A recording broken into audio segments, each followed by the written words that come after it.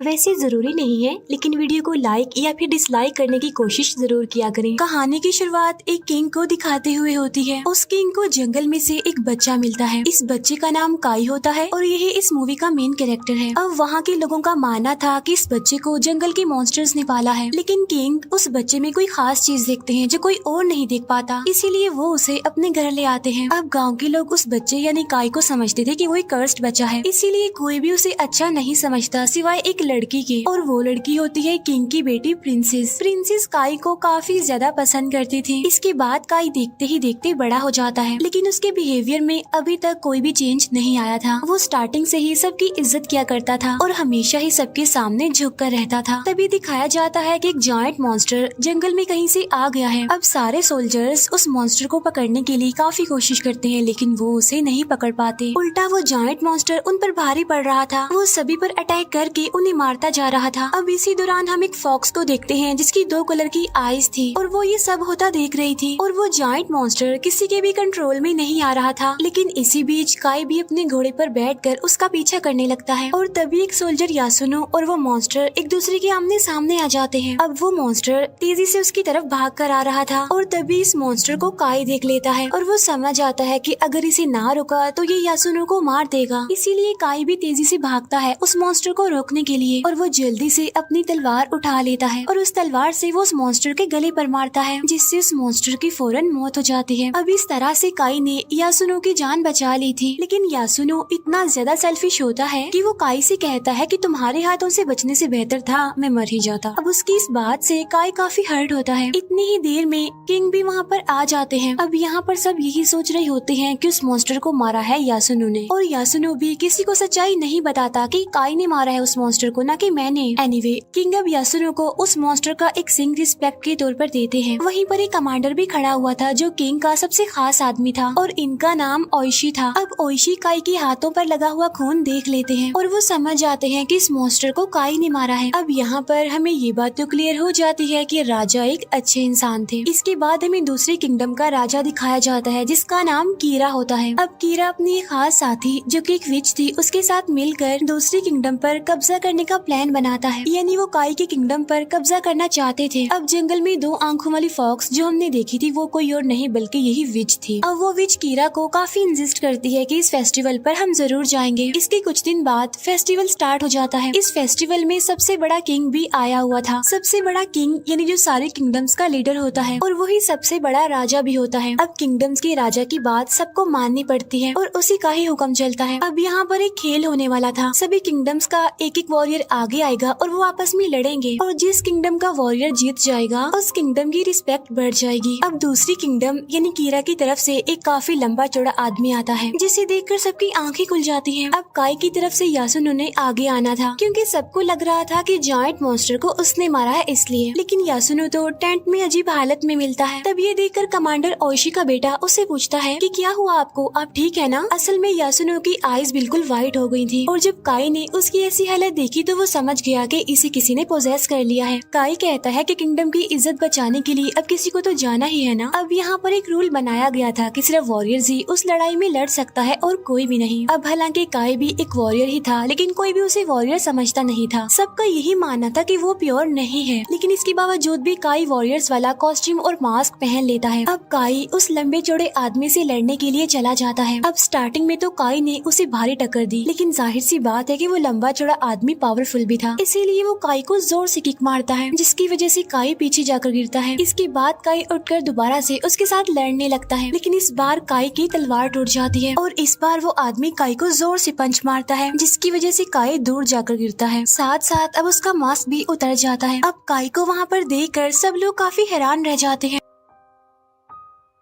अब किंगडम्स का राजा जब ये देखता है कि वो वॉरियर नहीं है तो वो वहाँ पर आता है। वो काई से पूछता है कि तुम वॉरियर नहीं हो तो फिर तुम यहाँ पर क्या कर रहे हो? अब तुम्हें इस बात की सजा मिलेगी और वो सजा सिर्फ मौत है। अब जैसे ही काई की गर्दन को तलवार से काटा जाने लगा था तो प्रिंसेस उसे बचाने के लिए फौरन भागकर वहाँ पर आ जाती है। अब किंगडम्स के राजा ने उसे मौत की सजा से तो माफ कर दिया था, लेकिन उसने कहा कि सजा फिर भी मिलेगी, और वो ये कि अच्छे से इसकी पिटाई कर दो, इसे मारो पीटो। तब राजा के हुक्म पर काई को बहुत ज्यादा मारा जाता है। इसके बाद हम रात रात को विच और कीरा को एक साथ देखते हैं। असल में वो प्लान बना रहे थे कि उन्होंने आज रात ही काई के राजा को मार देना है। अब यहाँ पर विच एक प्लान बनाती है और वो किंग के रूम में जाती है। वहाँ जाकर वो किंग को पोजेस कर लेती है। अब जैसे ही किंग पोजेस होते हैं तो वो देखते हैं कि कीरा उनकी बेटी यानी प्रिंसेस से मिसबिहेव कर रहा है। इसीलिए किंग तलवार लेकर नींद में ही कीरा को मारने के लिए चला जाता है। अब जैसे ही किंग कीरा को मारने लगते हैं तो सभी सोल्जर्स आकर उन्हें पकड़ लेते हैं। अब यहाँ पर राजा पूरी तरह से पोजेस्ड थे और जब ओशी भी उनकी आंखों का ये हाल देखते हैं तो वो भी समझ जाते हैं कि राजा को किसी ने पोजेस किया हुआ है और सभी किंगडम्स का राजा भी वहाँ पर आ जाता है। और जब उसे ये बात पता चली कि किंग ने कीरा को मारने की कोशिश की है तो वो किंग को समझाता है कि तुमने बहुत गलत किया है, वो तुम्हारे घर मेहमान था और तुमने सोते हुए उसकी जान लेने की कोशिश की। ये तो बहुत बड़ी गलती है जिसकी सजा सिर्फ मौत है, क्योंकि सबके साथ इंसाफ होगा, फिर चाहे वो कोई राजा हो या फिर कोई आम आदमी हो। किंगडम्स का वो राजा किंग से कहता है कि तुमने इस किंगडम के लिए बहुत मेहनत की है, इसीलिए हम तुम्हें एक रिस्पेक्ट वाली, एक इज्जत वाली मौत देंगे, यानी तुम खुद अपने हाथ से अपनी ही जान लोगे। अब वहाँ का ये माना था कि जो इंसान अपनी जान खुद लेगा तो ये एक रिस्पेक्ट वाली, इज्जत वाली बात है। अब किंग अपनी इस पनिशमेंट को पूरी ईमानदारी से कबूल करते हैं और वो अपने पेट में चाकू घुसा लेते हैं। अब ओशी ना चाहते हुए भी इसमें अपने राजा का साथ देता है और किंग का सर ही धड़ से अलग कर देता है। अपने बाप की मौत को देखकर प्रिंसेस बहुत ज्यादा दुखी होती है। इसके बाद किंगडम्स का राजा बहुत ही गलत फैसला कर देता है। वो कहता है कि हम ये किंगडम कीरा के हवाले कर रहे हैं और प्रिंसेस के पास 1 साल का टाइम है जिसमें कि वो अपने फादर की मौत का दुख मना सकती है और उसके बाद प्रिंसेस की शादी कीरा से कर दी जाएगी। अब क्योंकि कीरा को सारी पावर्स मिल गई थी इसीलिए वो इस बात का नाजायज फायदा उठाता है। वो सबसे पहले किंग के खास कमांडर ओशी को प्रिजनर बनाता है। इसके बाद किंग के जितने भी अच्छे लोग थे उन सबको प्रिजनर बना दिया और काई को उसने एक आइलैंड पर भेज दिया। इसके बाद वो 1 साल गुजर जाता है। अब ओशी की सजा भी खत्म हो गई थी, इसीलिए वो उसे आजाद कर दिया जाता है। और जब ओशी का बेटा अपने फादर को देखता है तो वो उन्हें घर ले आता है। अब ओशी के दिल में सिर्फ एक ही चीज थी और वो था बदला। वो कीरा से अपना बदला लेना चाहता था, उसे मार कर। सबसे पहले तो अपने किंग का बदला, उसके बाद किंग के लोगों के साथ उसने जो किया उसका बदला। इसीलिए वो अपने बेटे से पूछता है कि हमारे बाकी सोल्जर्स कहाँ पर हैं? जिस पर उसका बेटा जवाब देता है कि वो सारे जंगल में छुपकर रह रहे हैं। अब यहाँ पर ओशी अपने बेटे के थ्रू अपना मैसेज अपने सोल्जर्स तक पहुँचाता है और ओशी खुद भी किसी को लेने के लिए चले जाते हैं। ओशी उसी आइलैंड पर चले जाते हैं जहाँ पर काई को भेजा था। वो देखते हैं कि इस आइलैंड को तो बहुत बुरा हाल है, लोग सरेआम ही शराब पीते हैं, बुरी बुरी चीजें करते हैं। इसके बाद ओशी अंदर चले जाते हैं जहाँ पर वो देखते हैं कि फाइट चल रही है और ये फाइट एक आदमी और एक जायंट मैन के बीच चल रही थी। वो जायंट मैन उस दूसरे आदमी पर भारी पड़ रहा था, लेकिन फिर देखते ही देखते वो आदमी उस जायंट मैन का सर ही धड़ से अलग कर देता है। ये इंसान कोई और नहीं बल्कि काई था। अब ओशी वहाँ के लोगों से कहते हैं कि मैं भी फाइट करना चाहता हूँ, इसीलिए उन्हें भी अंदर भेज दिया जाता है और वो दोनों एक दूसरे के आमने सामने थे। अब लड़ाई के दौरान ओशी काई को समझाने की काफी कोशिश करते हैं, ये मैं हूँ ओशी, क्या तुम मुझे नहीं पहचान रहे हो? लेकिन काई तो उसे नहीं पहचान रहा था, जैसे उसकी याददाश्त चली गई हो। वो लगातार ओशी पर अटैक कर रहा था। अब यहाँ पर ओशी खुद को बचाने की कोशिश भी कर रहे हैं, साथ साथ काई को समझाने की कोशिश भी कर रहे हैं, लेकिन काई तो अब भी उन्हें नहीं पहचानता। लेकिन जब ओशी ये कहते हैं कि हमने प्रिंसेस को बचाना है, उसके दुख का 1 साल खत्म हो गया है और अब कीरा से उसकी शादी कर दी जाएगी तो हमें उसे बचाना है। अब यहाँ पर काई को सब कुछ याद आ जाता है, इसीलिए वो दोनों लड़ने की एक्टिंग करते हैं और लड़ते लड़ते वो वहाँ से बाहर आ जाते हैं।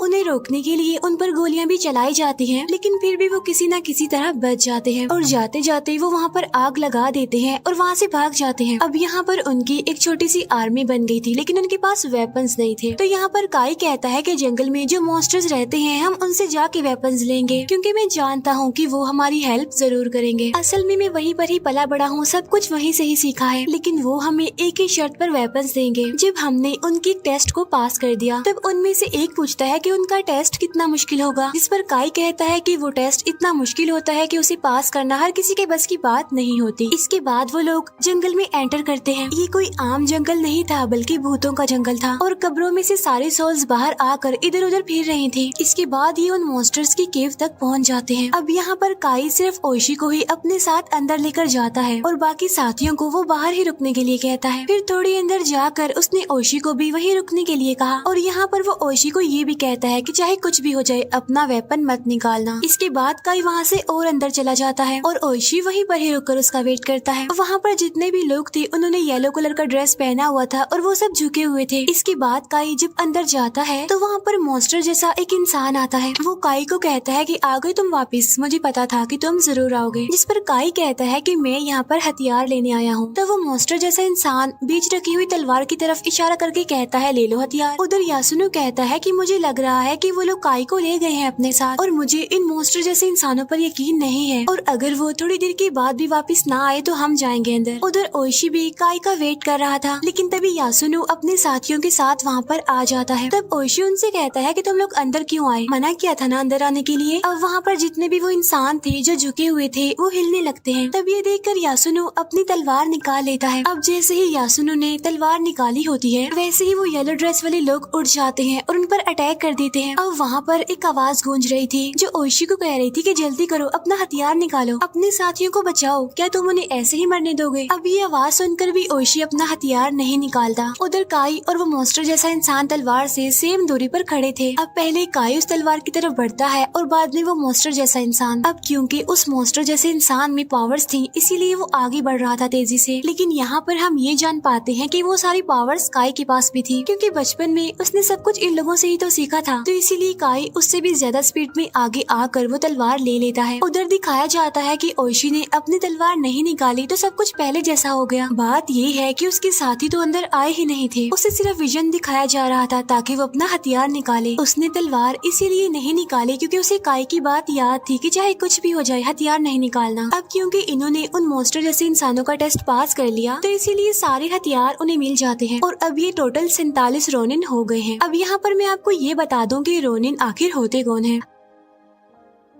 असल में जो वॉरियर्स होते हैं वो अपने किंगडम और अपने राजा के लिए किसी भी सूरत जान देने को तैयार होते हैं और अगर कोई ऐसा काम जो वॉरियर को करने के लिए कहा गया था और उसने वो नहीं किया तो वो रोनिन बन जाता है। अब यहाँ पर उन्हें पता था कि अगर वो बदला लेने गए तो क्या पता वो बचकर वापस ना आए और अगर ये वापस चले भी गए तो किंगडम्स का राजा उन्हें मौत की सजा सुना देगा, क्योंकि अगर कोई उसकी बात के अगेंस्ट जाता है तो वो सजा देने के लिए उसे मौत ही देता है। अब ये 47 रोनिन एक पेपर पर साइन करते हैं ताकि हिस्ट्री में उन्हें हमेशा याद रखा जाए। दूसरी तरफ दिखाया जाता है कि आज प्रिंसेस और कीरा की शादी थी। अब इस शादी को रोकने के लिए रोनिन वहाँ पर पहुँच जाते हैं। अब ये लोग वैसे तो अंदर जा ही नहीं सकते थे, इसीलिए वो अपना भेस बदल कर अंदर जाते हैं। वो थिएटर वाले बनकर वहाँ पर जाते हैं और फिर आहिस्ता आहिस्ता वो महल के चारों तरफ से अंदर आने लगे। अब ओइशी कॉस्ट्यूम पहनकर स्टेज पर डांस कर रहा था और बाकी सब ने भी मास्क लगाया हुआ था। अब क्योंकि वहाँ पर डांस चल रहा था इसी बात का फायदा उठाकर वो 47 रोनिन कीरा के लोगों को मारने लगते हैं। अब ये रोनिन समझदारी का मुजाहिरा करते हुए